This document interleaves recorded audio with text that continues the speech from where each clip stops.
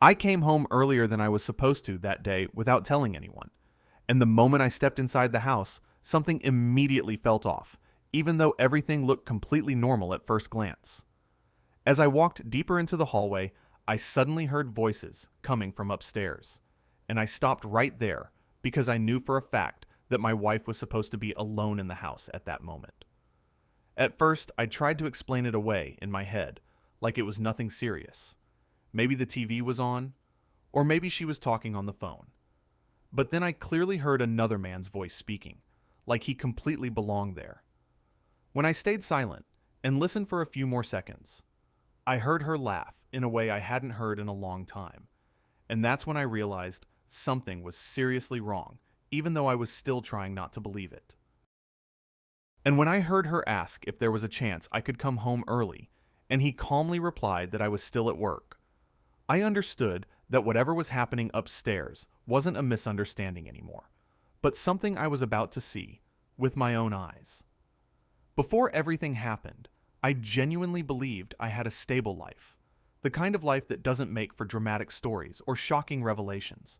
Just work, home, my wife, and the normal rhythm of days that start to blur together when nothing major is wrong. My wife and I had been together for years, married for 6, and at the beginning, it really did feel like we were building something solid, because we understood each other. We laughed easily, and even the small everyday things felt meaningful back then, in a way I didn't really appreciate at the time.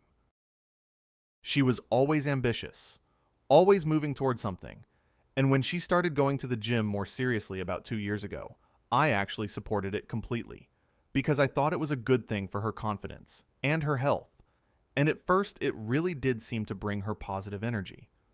But slowly, without me really noticing when it started happening, her gym routine stopped being just a routine and started becoming something that took more and more of her time. And I remember thinking it was normal at first, because people get dedicated to fitness. People change habits. People find new hobbies. The problem is that I didn't pay attention to the small details that started stacking up over time, like how she would stay later than usual without really explaining why, or how she started mentioning her trainer more often in conversations that didn't really need his name to be there in the first place. His name was Jason, and I still remember the first time she mentioned him, because she said it casually, like it didn't mean anything. Just, Jason says I should adjust my form. Or, Jason thinks I'm improving faster than most people. And at the time, I didn't feel anything strange about it, because I trusted her completely. But trust has a way of making you blind to things that slowly shift right in front of you. And I didn't realize that what I thought was just her becoming more disciplined at the gym was actually becoming something that created distance between us without me noticing it in real time. We started talking less without any obvious reason, not because we had a fight or a clear problem, but because conversations that used to be natural and easy slowly turned into short exchanges about daily logistics. And even when we were in the same room, there was this strange quiet that didn't feel normal, but also didn't feel alarming enough for me to question it properly. I told myself it was just a phase, that relationships naturally go through periods where things feel less intense, and I convinced myself that work stress was probably affecting me more than I realized. So I focused on my job even more, thinking I was doing the responsible thing by securing our future. Looking back now, that was probably the exact point where everything started shifting without me noticing, because while I was busy thinking about responsibilities and stability, I didn't see how emotionally distant we were slowly becoming, or how much space was opening up between us for someone else to step into.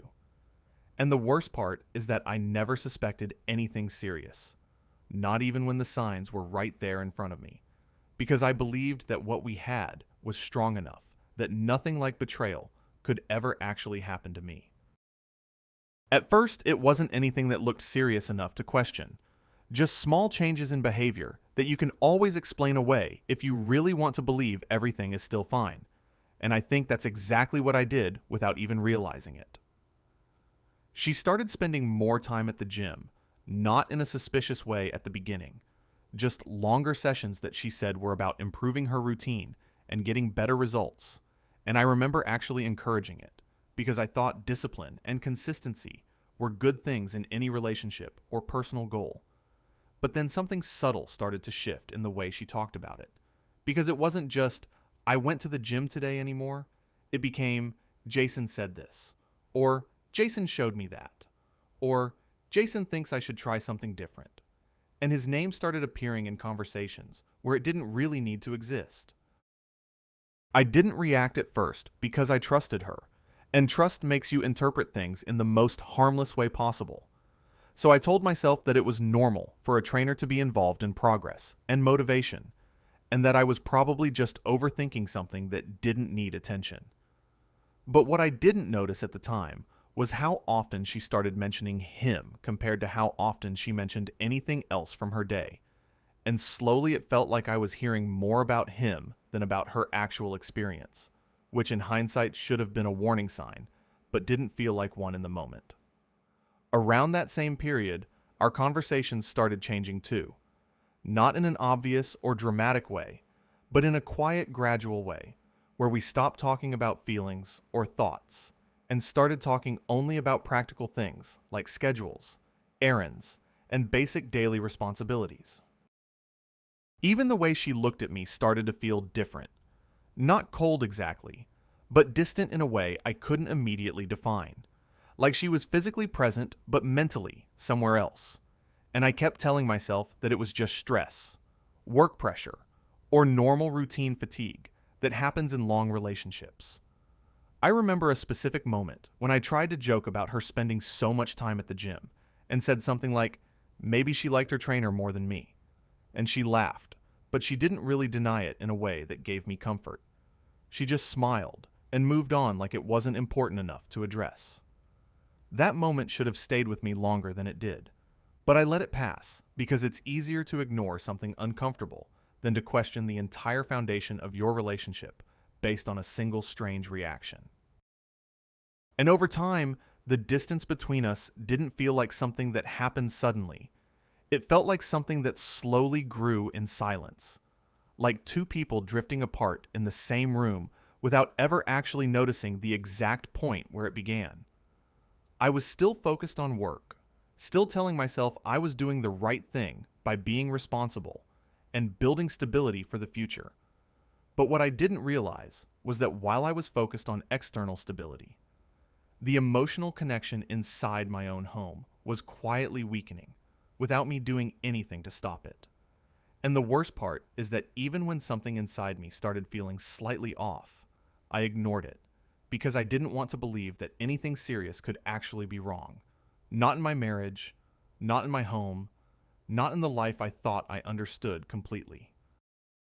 That's why when everything finally happened later, it didn't feel like a sudden explosion out of nowhere. It felt more like the final step in something that had already been changing for a long time, without me ever calling it what it really was.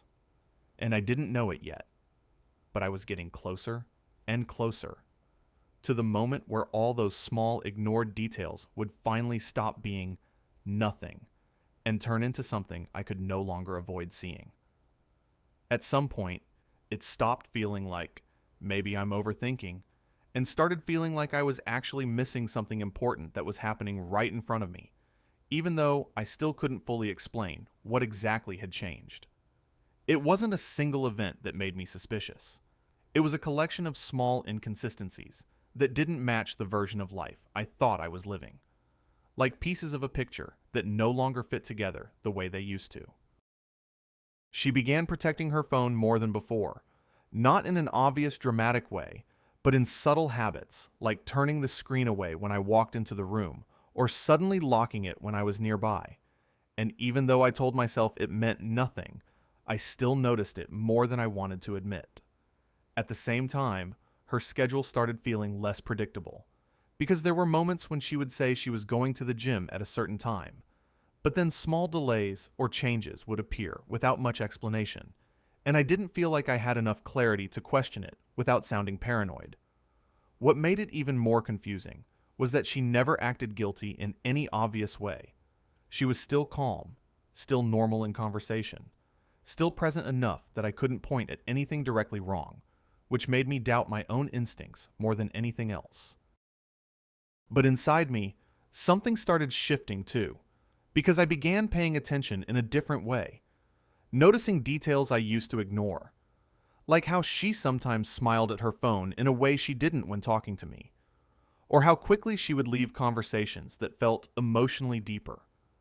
I remember one evening I asked her casually how training was going, and she gave me a short answer, almost automatic, like she didn't really want to expand on it, and then she immediately changed the topic, which stood out to me more than I wanted it to.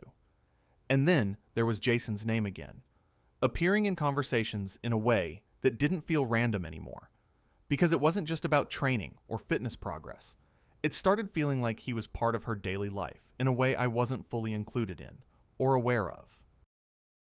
I didn't confront her because I still had no solid reason to, but I started observing more, listening more carefully, and trying to connect moments that I previously would have ignored without a second thought. What scared me the most wasn't even the possibility of something happening. It was how easily I could imagine a version of reality where I was the last person to know if something was actually wrong. And that thought started sitting in the back of my mind more and more. But even then, I still wasn't ready to believe anything serious was happening, because accepting that would mean accepting that my understanding of my own relationship might be completely wrong, and that's not something you want to admit without undeniable proof. So I stayed in that uncomfortable middle space between suspicion and denial, watching things change slowly without acting on it, hoping that eventually everything would either make sense or go back to normal on its own. And I had no idea that I was already getting close to the moment where I wouldn't be able to stay in that middle space anymore, because something was about to happen that would force me to finally see the truth instead of just feeling it. It was a regular weekday, the kind of day that doesn't stand out in any way when you're living a normal routine. I had gone to work in the morning like always, expecting a full shift, meetings, and the usual stress that keeps your mind occupied until late evening. Nothing about that morning felt different. No arguments, no strange conversations, no warning signs that would make me think something important was going to happen. Just the usual goodbye before I left the house, and the usual assumption that I would be back home at my normal time. But around the afternoon, something unexpected happened at work. One of my scheduled things got canceled earlier than planned, and suddenly I found myself with hours I wasn't supposed to have free, standing there trying to decide whether I should go home or just waste time somewhere until my usual return time. For a moment, I even thought about calling my wife to tell her I'd be back early, but then I didn't. Not because I suspected anything, but just because it felt unnecessary, like there was no reason to announce something so small. So I just drove home, completely normal, completely calm, no suspicion in my head at all. Just the simple idea of going back to my house earlier than usual, and maybe relaxing for once in a quiet space. When I arrived, everything outside looked exactly like it always did. The same house, the same surroundings. Nothing unusual that would make me stop or hesitate. And that's what makes what happened next feel even more disturbing in hindsight. I walked inside without making any noise. Not because I was trying to hide, but just out of habit. And at first the house felt empty, quiet, completely normal. The kind of silence you don't think twice about in your own home. But then I heard something upstairs. At first, it didn't fully register. Just faint voices that I almost ignored. Because in your own house, your brain doesn't immediately assume danger or betrayal. It tries to explain everything in the safest possible way. I stopped in the hallway and listened more carefully. And that's when I realized there were two voices upstairs instead of one. One of them was my wife. The other was a man. And the moment I recognized that, something in my chest tightened. Not because I immediately understood everything, but because I knew for a fact that she was supposed to be alone at home that day. I stood there for a few seconds, trying to force a normal explanation into my head. Maybe a friend visited. Maybe someone came for a short visit. Maybe it was something innocent that I was overthinking without reason. But then I heard her laugh. And that laugh wasn't the same one I had been hearing lately in our conversations. It was more natural, more relaxed. The kind of laugh that comes when someone is completely comfortable. And I realized I hadn't heard her sound like that around me in a very long time. After that, I stayed completely silent, just listening, because now I didn't want to miss anything that could help me understand what was actually happening upstairs. And then I heard her voice again, softer this time, asking something about whether I could come back early or whether there was any chance I would show up unexpectedly. And right after that, I heard the man answer in a calm voice, saying that I was still at work and that everything was fine. That sentence didn't sound dramatic at all. It sounded normal, casual, like they were discussing something completely routine. But for me, it felt like the ground shifted slightly under my feet, because it was the first moment where I realized they were talking about me as if I wasn't even part of the situation. And that's when it stopped being confusion and started becoming something else. Not anger yet, not fully shock yet, just a very cold realization that I was standing inside my own house, listening to something I was never supposed to hear. I didn't rush upstairs. I didn't shout. I didn't react immediately. I just started moving slowly toward the stairs, step by step, because something inside me already understood that whatever was waiting for me up there would change everything I thought I knew about my life. I don't think I can fully explain what it feels like to walk upstairs in your own house knowing something is wrong, but not having the courage to define what that wrong actually is. Because every step feels like you're moving closer to a point you can never come back from once you see it. As I went up the stairs, everything in the house felt louder and quieter at the same time, like my own thoughts were starting to disappear under the weight of what I was hearing from behind that bedroom door. And I remember slowing down without even realizing it, like my body was trying to delay what my mind already understood was coming. The voices were clearer now. Her voice. His voice. They weren't whispering anymore. They weren't hiding the fact that someone else was there, and that in itself told me more than anything else, because it meant they didn't think they needed to hide it from me in that moment. I stopped right outside the bedroom door, completely still. And I remember thinking, just for a second, that maybe I should turn around. Maybe I should leave. Maybe I should go back downstairs and pretend I never heard anything. Because once you open a door like that, you can't unsee what's behind it. But then I heard her say something again. Something casual. Something normal. And it hit me in a way I didn't expect, because it sounded like a life that didn't include me anymore. Like I was already outside of whatever reality was happening in that room. And that's when something inside me stopped hesitating. I pushed the door open. Not violently, not dramatically. Just enough for it to swing open and reveal what was happening inside. For a split second, everything inside the room froze. The air changed instantly. The silence that followed was so heavy it felt physical, like the entire room had just been drained of sound. My wife was there, and another man, Jason. The name I had heard so many times before suddenly became real in a way it never had been in my head, because now he wasn't just a name in conversation or a casual mention after gym sessions. He was sitting in the reality of my life, in my space, in my home. Neither of them spoke at first, not immediately, just shock. And I stood there too, not moving, just looking at both of them as if my brain was trying to force what I was seeing into something else, something less real, something that wouldn't collapse everything I thought I knew. She was the first to react, not fully composed, not fully calm, just quickly trying to pull reality back together with words. It's not what it looks like. I remember hearing that sentence and almost laughing, not because it was funny, but because it was so predictable that it didn't even feel like it belonged in that moment. Jason immediately stood up, trying to create distance, trying to fix a situation that was already broken before he even moved. and I could see it in his face that he understood exactly what was happening now. But I wasn't looking at him. I was looking at her.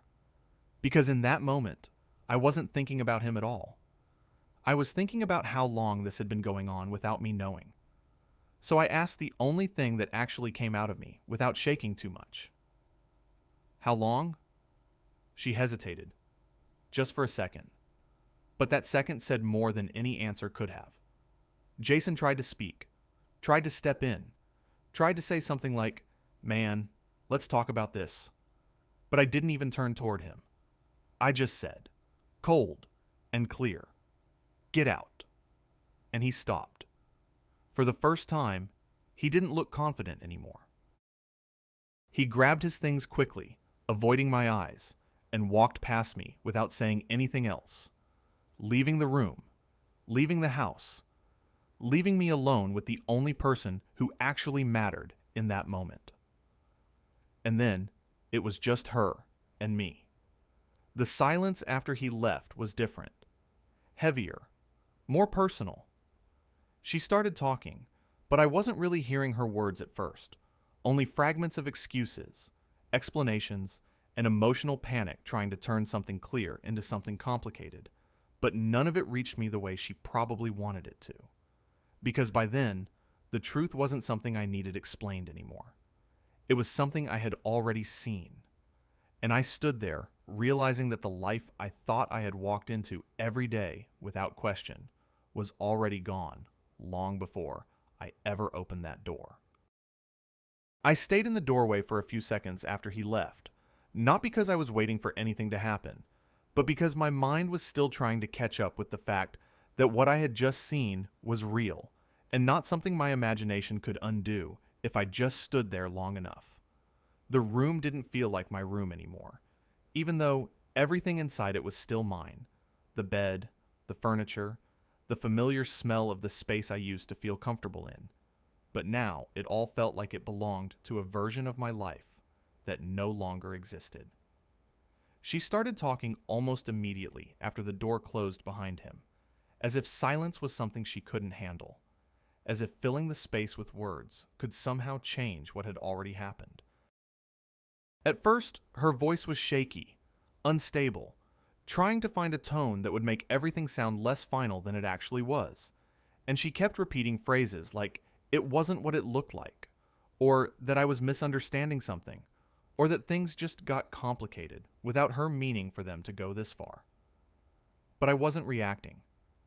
Not because I didn't hear her, but because I was finally hearing her in a different way. Like for the first time, I wasn't listening to what she wanted me to believe, but instead noticing what she was actually saying underneath all the explanations. She tried to move closer at one point, like physical distance was the only thing separating us from fixing what had just been destroyed, but I instinctively stepped back without even thinking about it, and that small movement said more than anything I could have said out loud. There was a long silence after that. Not awkward, not emotional, just empty. And in that emptiness, I finally asked her again, because I needed something real, something that wasn't an excuse or a story built to soften the impact. "How long has this been going on?" She looked at me for a moment before answering, and I could see that she already knew there was no version of this conversation that would end well for her, no explanation that would make things return to normal. But she still tried to speak like there was a way to make it sound smaller than it was.